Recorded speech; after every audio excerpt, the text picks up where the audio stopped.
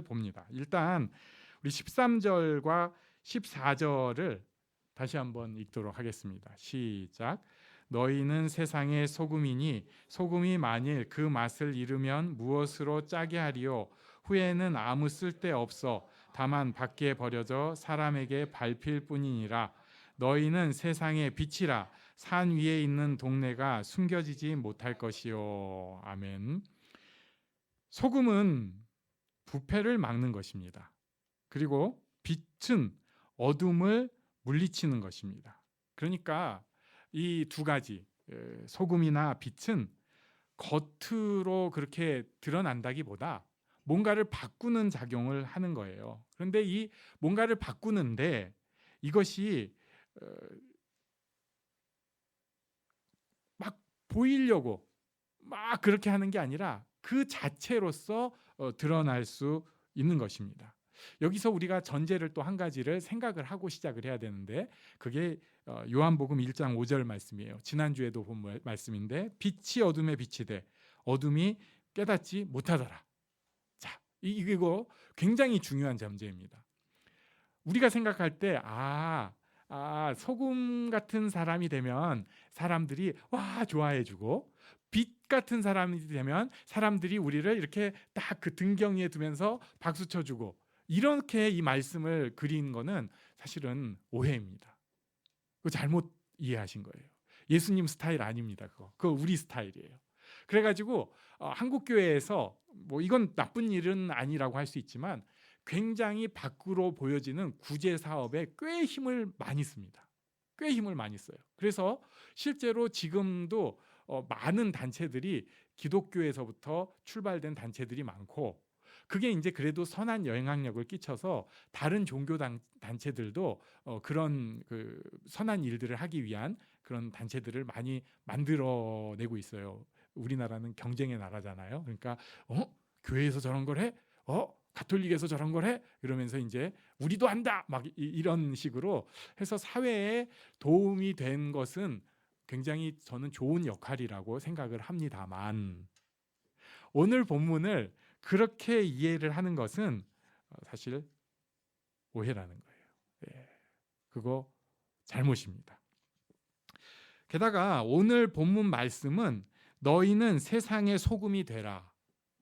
너희는 세상의 빛이 되라가 아니고요.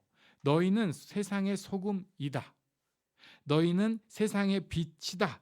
이렇게 말씀을 하고 있어요. 우리 옆에 계신 분에게 당신은 소금과 빛입니다. 이렇게 말씀해 주십시오. 당신은 소금과 빛입니다. 이건 그러니까 그 자주 하는 말 있잖아요. 우리 doing의 문제가 아니라 being의 문제예요. 존재를 건드리고 있는 것입니다. 뭘 해야 된다, 어떻게 돼야 된다 이게 아니고요. 우리는 이미 소금이다. 예수를 주로 고백하는 순간 우리는 빛이다. 이렇게 말씀을 하시는 거예요. 그리고 하나님께서 우리가 어디에 있든지 어떨 때는 사실 별로 폼 안 날 때 있잖아요. 제가 이제 지난 주간에 또 우리 교회를 이렇게 생각하면서 우리 10년 전과 지금 달라진 게 어떤가, 그 다음에 우리 교회의 성도들의 형편은 어떤가 하면서 이제 한 사람씩 기도하다가 보니까 어떤 사람은 꽤나 잘 나가는 사람들이 있어요. 내가 오늘 아침에 질문하려다가 지금 질문하는데 정윤희 집사님 금요일에 잘 하셨나요? 마지못한 끄덕임인가요? 아니면 진실의 끄덕임? 은근히 긴장했는데 제가 갑자기 연락하면은 더 긴장할까봐 잘 나가고 계세요. 근데 그러면 그건 빛이고 저는 요새 별로 잘 나가고 있지 않거든요. 그 먼지 집에서 공사하고 하느라고 먼지만 먹고 사느라고 맨날 하고 다니고 제가 잠깐 지나가다가 그 가게에 비친 제 모습을 보니까 정말 추레한 아저씨 그 자체더라고요. 맨날 추리닝에다가 이거 뭐라고 하죠? 그 오리털 들어가 있는데 다 쭈글렁한 그런 거, 경량 패딩 그런 거 뒤집어 쓰고 뭔가 뒤집어 쓰고 이러고 머리는 이렇게 먼지로 이래 갖고 다니는데 그러면은 누군가는 그래도 앞에 나가서 잘 나가고 있으니까 비치고 이렇게 지금 먼지 속에 구덩이 속에서 지나가는 아저씨 같은 행색으로 살아가면 빛이 아는가? 그렇지 않아요. 오해입니다. 오해. 교회가 굉장히 커가지고 사람들 앞에 막 뭔가를 드러내고 있고 구제 사업도 많이 하고 언론에서 떠들어대는 교회는 빛이고 죽어가지고 아무것도 지금 못하고 있는 간신히 살고만 있는 교회는 빛이 아닌가? 아니라는 거예요. 예, 우리 속에 어느새 이렇게 슬쩍 들어와 있는 이런 생각은 사실은 오해입니다. 잘못 생각한 거예요. 우리는 소금과 빛이에요. 우리는 이미 소금과 빛입니다. 우리의 존재가 소금과 빛이에요. 그렇다면 소금과 빛은 어떻게 다른 것인가? 이거는 이제 좀 신비한 얘기인데요. 첫 번째 생각할 것은, 이 두 번째 어떻게 다른가에서 첫 번째 생각할 것은, 우월감으로 다른 것은, 이것은 사탄적인 다름입니다. 세게 얘기하는 거예요. 이건 아주 잘못된 다름이에요. 우리는 달라. 우리 교회는 달라. 한국의 많은 교회가 여기서 굉장히 큰 잘못을 저질러요. 저는 우리 교회는 존재하는 한 그런 일이 없기를 정말 간절히 바라는데, 이제 교회를 너무 사랑하고 또 교회가 너무 잘하는 교회들이 있어요. 이따가 이제 막 사례들 얘기하면서 제가 잠깐 설명을 할 텐데, 시대를 풍미한 교회들이 있었습니다. 저는 그 교회들이 너무 귀한 교회들이었다고 확신해요. 예를 들면 70년대, 80년대에는 이제 영락교회나 충형교회나 여기 70년대 때, 근데 80년대 때 순복음교회라는 교회가 혜성처럼 등장을 했어요. 그러면서 우리 교회는 달라, 이런 생각을 하죠. 그리고 나서 90년대에는 온누리 교회가 또 쭉 올라가면서 우리 교회는 달라, 그러면서 또 막 사랑의 교회가 왔다 갔다 했다, 우리 교회가 왔다 갔다 했다, 이런 교회들이 꽤 있었어요. 자, 그런데 이 교회 다니시는 분들이 이렇게 생각한 경우가 꽤 많더라고요. 우리 교회는 달라 하는데 이게 우월감이 사실은 딱 깔려 있는 거예요. 우리도 그런 면이 은근히 있어요. 우리 부르신 교회 좋다 할 때 딱 생각하는 게 우리 교회는 좀 달라. 여느 이 교회들이랑 우린 좀 스페셜한 면이 분명히 있어. 우린 달라. 그리고 저도 은근히 그런 마음을 갖고 있죠. 우리 교회는 달라. 나 좀 다른 사람이야. 그리고 우리 교인들은 조금 다른 사람이야. 보기에는 약해 보여도 우리 그렇게 만만하지 않아. 라고 하는 것은 어둠에 속한 것입니다. 이건요, 이 비유를 완전히 거꾸로 가고 있는 거예요. 팔복을 완전히 뒤집어 버리는 거예요. 예수님의 말씀을 완전히 이해해가지고 그때 당시 예수님의 이 질책을 들어야 하는 바리새인과 전혀 차이가 없는 모습이 되어 버리는 것입니다. 그러면 그런 우월감에서 다른 것이 아니면 어떻게 다른 것인가? 이게 거듭나서 다른 것입니다. 이게 그래서 신비한 얘기예요. 도대체 거듭나서 다른 게 뭘까?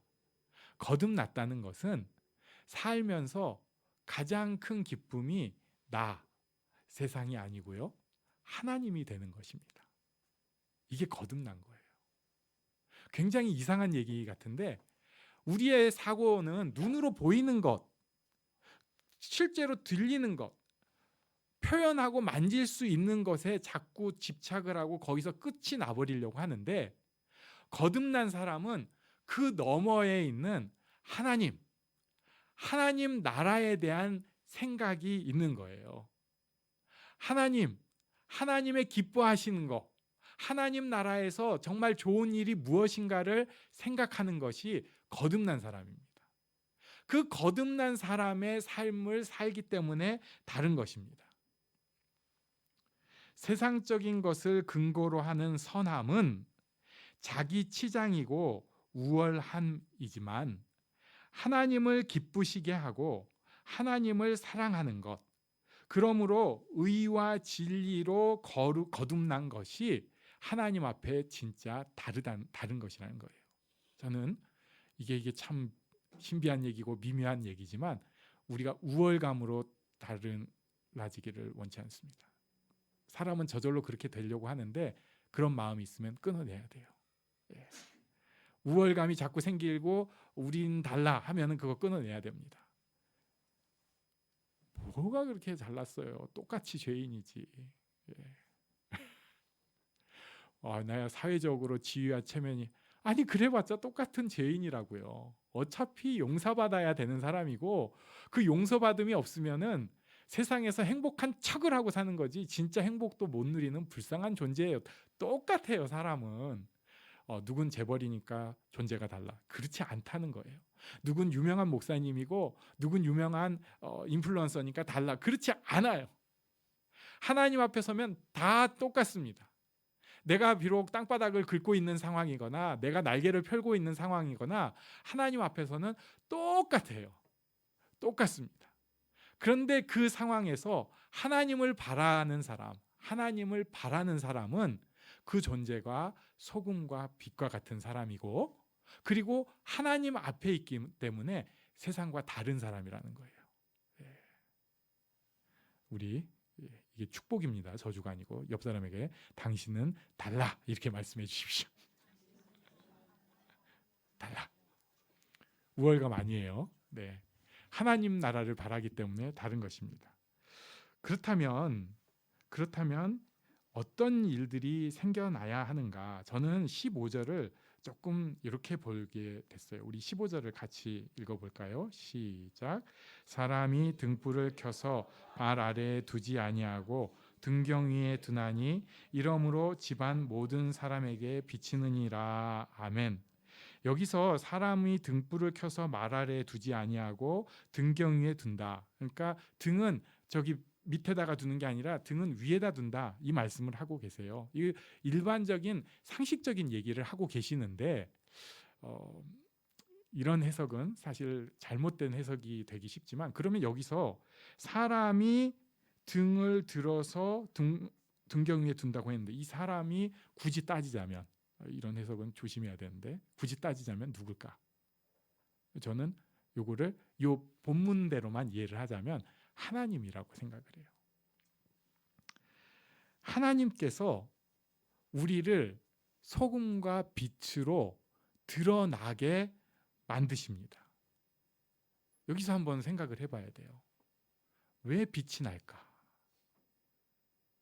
지금 우리 성탄절이라고 추리에 빛을 비췄습니다. 반짝거리죠? 예. 반짝거립니다. 그런데 여기에 만약에 굉장히 밝은 빛이 비춰지면은 저 반짝거리는 거 안 보일 거예요. 근데 이 반짝거리는 게 더 잘 보이는 거는 어두운 데서 잘 보여요. 예. 새벽 기도 때 좀 과장하면 눈 튀어나올 것 같습니다. 네. 보통은 뽑아놓는데 밝아요. 우리가 진짜 빛으로 드러나는 데는 어두울 때예요.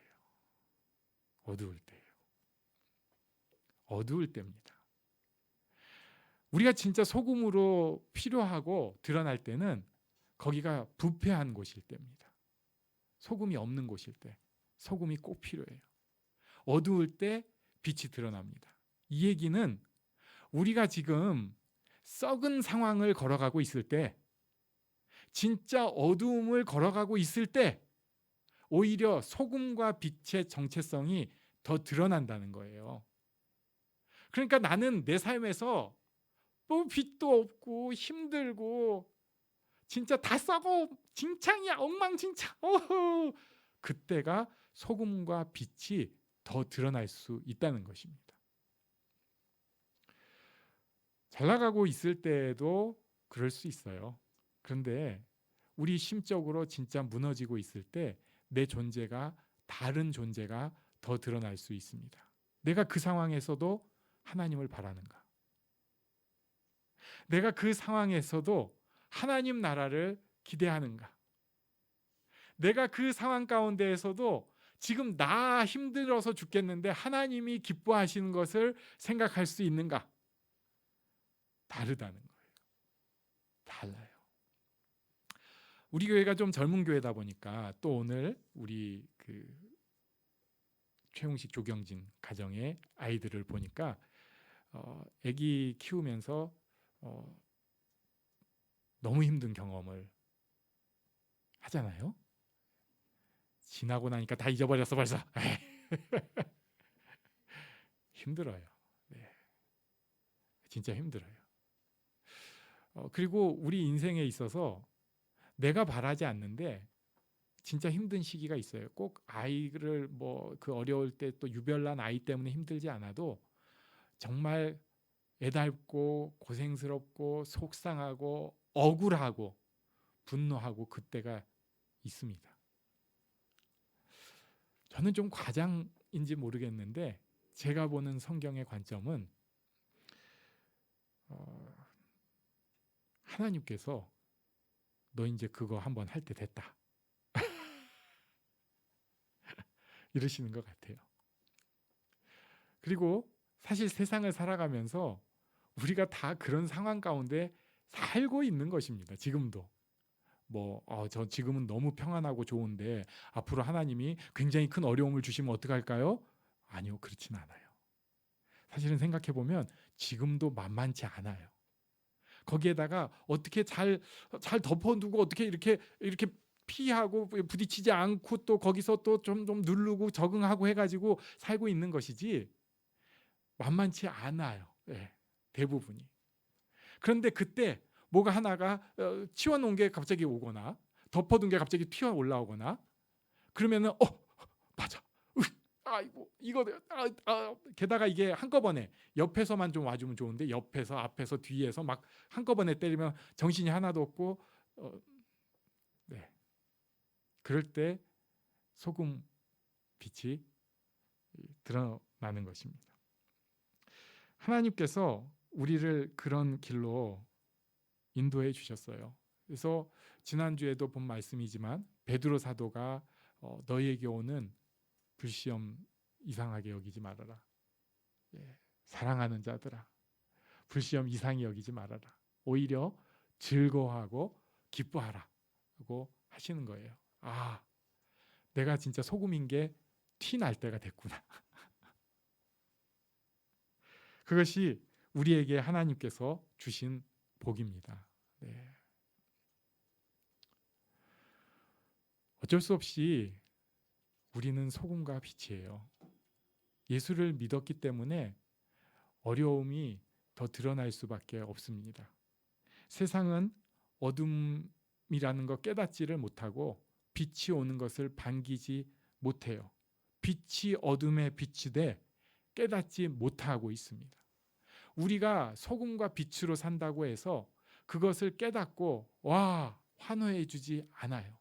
그런데 하나님께서 우리를 그 자리에 놓으셨어요. 그리고 거기서 살라고 하나님 나라 바라고 살라고 하셨습니다. 그리고 지금 우리가 거기서 살아남고 있는 그 자체가 하나님 앞에 소금과 빛으로 드러나는 것입니다.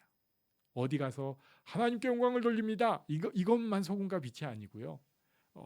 거기서 살아남으려고 바둥바둥 거리고 있는 그 자체가 소금과 빛으로 드러나는 것이라는 거예요. 자, 이렇게 소금과 빛으로 드러나기 시작하니까 이제 그 다음 단계로 예수 믿는 사람들이 있는 곳에서는 차별점이 생기게 됩니다. 다들 부정하고 부패했지만 거기서 옳은 길을 찾으려고 하나님 앞에서 그냥 아둥바둥 내 영혼만 생각하는 것이 아니라 그렇게 사는 사람이기 때문에 그 다음 단계로 세상 사람들이 보기에도 선한 일, 옳은 일에 대해서 크리스찬은 손을 뻗고 발을 내밀 수 있다는 거예요. 이미 영적인 씨름과 싸움을 해왔기 때문에 내 우월감이 아니고 나 드러내려는 게 아니라 여기에는 이제 하나님께서 이걸 원하셔 하는 마음이 들면 힘들어도 바른 길을 위해서 손을 뻗는 사람, 바른 길을 위해서 걸음을 옮기는 사람이 된다는 것입니다. 그래서 역설적으로 어둠이 깨닫지 못하는데 밝아져 가기 시작하는 거예요. 영적으로만 밝아지는 게 아니라 실제 삶도 그렇게 밝아질 수 있게 되는 것입니다. 그 도구로 우리들이 부름을 받았어요. 그리고 그 도구로 우리가 지금 살고 있습니다. 이게 우리의 존재입니다. 이것이 우리의 축복입니다. 이것을 누리고 나눌 수 있는 우리 모두가 되기를 바랍니다. 아멘.